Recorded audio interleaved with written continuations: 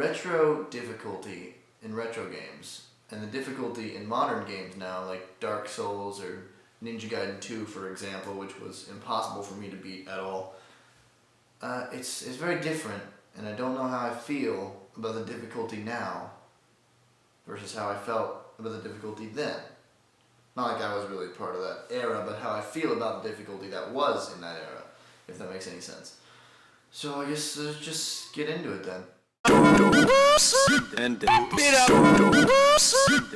thing I want to talk about is the difference between the 2D graphics and the 3D graphics and the camera that you can use and move and manipulate yourself with the secondary analog stick. In 2D games, like original Mario, original Sonic, original Ninja Gaiden, those games had a certain difficulty to them that was fair. If you died, I mean, it feels like it's unfair, but you know you died because of you, not because of the game. Like Ninja Gaiden, I know every time I lose, because I've never beaten it, I know every time that I lose it's because I'm not good enough at the game. It's not because the game's cheating or anything. It's because I'm just not good enough at it. And I try to, make a jump and I fail and I'm terrible and, it's like one hit and you're dead. And with games today, you have the 3D camera. Besides, indie games, you have a 3D camera and a 3D setting like Dark Souls and stuff, and you're able to move the camera around to whatever you want. So you could move it to a spot you think is a good view, and then all of a sudden some guy comes up behind you and kills you, and you had no idea it was there because your camera was facing a direction that didn't allow you to see him. It's kind of weird. It kind of like puts you at this disadvantage when on a 2D game you see the whole screen. You know what's coming from the left, you know what's coming from the right. That might have been flipped for you, I'm sorry. This might be your right, this might be your left. But either way, you know what's coming on either side, and you can see it, and you can see it happen.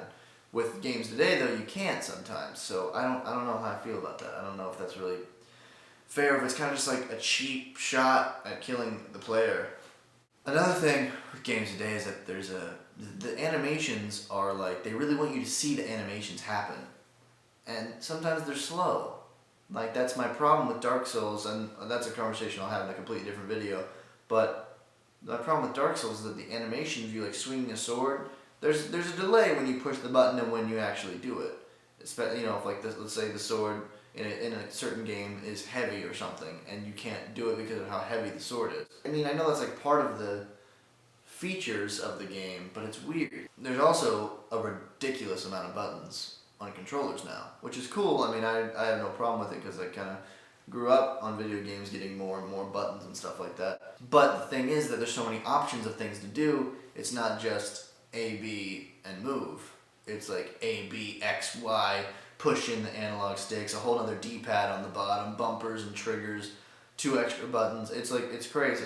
Is that in a fair way of a difficulty, or is that just adding more confusion to the game, and so the game is more confusing and you end up hitting the wrong... I know people have done this before. You end up hitting the wrong button because you're used to playing some other game, and you're like, wait, that is not sprint for this game, so I messed up and I threw my grenade. Oh no. It wasn't as confusing as it is today, and that just makes me feel like it's not fair. But that's the modern games. Retro games had a very fair share of things that weren't fair. That was a lot of rhyming. A very fair share of things that weren't fair back in their day as well. Like screen flickering. When there were a lot of enemies on the screen at the same time, the screen would start to flicker and kind of spaz out, and that could cause you to die completely.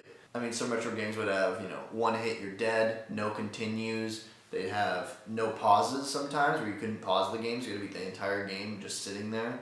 Like Ghostbusters, for example, does that. That's kind of crazy. That's not fair at all. I mean, some games you'd have to basically play the game twice, like in Ghosts and Goblins, where you'd play the game and then have to play it again to actually beat it, which is not fair either. Is there any game that really is a fair challenge, where it's actually a fair challenge 100% and there's not any little gimmicks?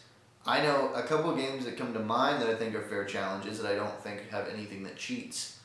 The main game that comes to my mind is Super Meat Boy, which I have a story about Super Meat Boy that's a little bit embarrassing, and I'll make that video one day. It'll probably be called like embarrassing video game injury or something. I know.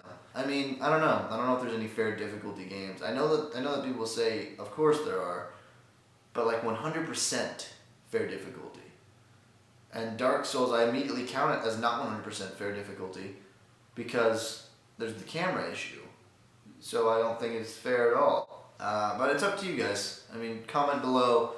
Tell me what you think about it. Tell me what you think about this whole weird conversation that I felt like having. And I'll reply to you guys in the comments if you say something interesting that I feel like deserves a reply.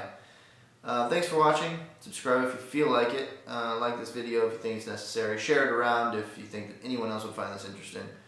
And that's pretty much it. And I will see you guys later. I'm going to salute again, which is not going to be my official sign-off, but I'm doing it anyway because I can't think of anything else. Okay. Speed up. Speed up.